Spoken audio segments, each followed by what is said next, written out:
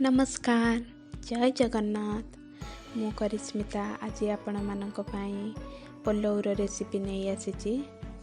Eighty पलौ बनैबा पाई मु बासमती चाउल को भल भाव धोई आधा घंटा पूर्वर रखी देइछि। एटी मु किछि काजू किछि गोटा मसला ग्रीन मटर बीन्स आलू गाजर और फूलकोबी को छोट छोट काटी नहीं।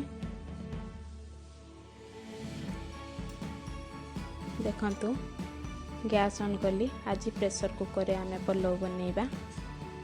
प्रेशर कुकर गरम हैला परे मु सेथिरे गोटे चामच घी गोटे तेजपत्र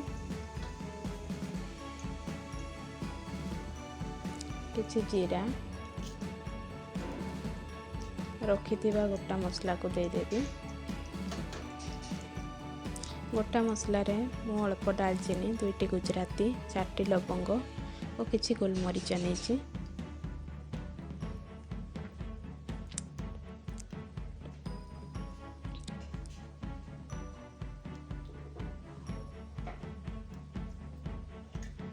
एबे मु काजू दे देली।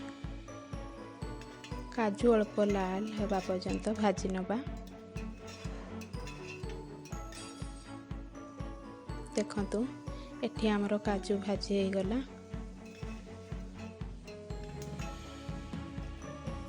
एबे परिबा को दे दउछि।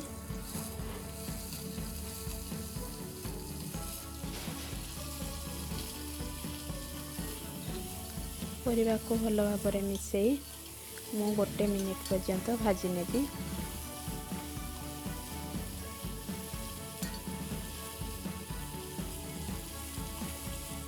एठी मु आधा चामच हलदी गुंड 1 चामच गरम मसला दे भल भाबरे मिसाई नेबी।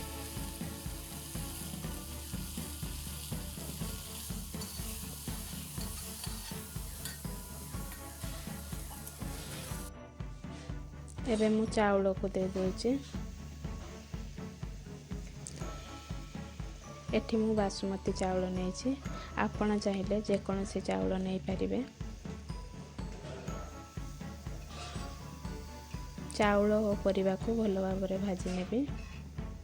देखंतु एठी हमर चाउल परिबा मिसी गला परे मु स्वाद अनुसार किछि लूण आ 1 चामच चीनी दे दोछि।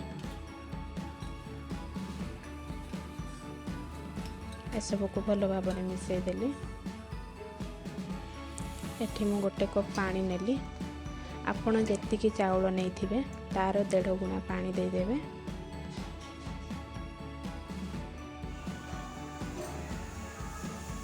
एबे प्रेशर कुकर रे 2टा होसिएर आसीबा पर्यंत हमें छाड़ी देबा।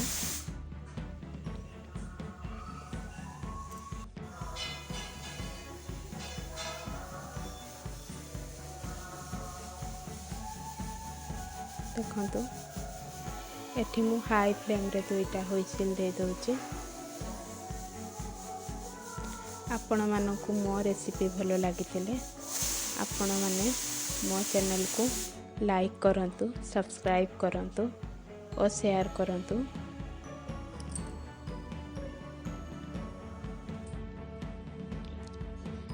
देखंतु एठी आम पल्लू रेडी हो गला।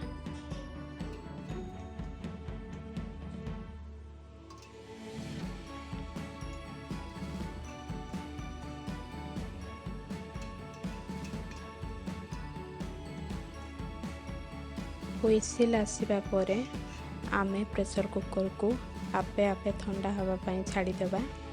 तापरे जाई ढांकुड़ी खोलिबा। देखंतु एठी मोर चाउल पूरा गोटा गोटा अछि।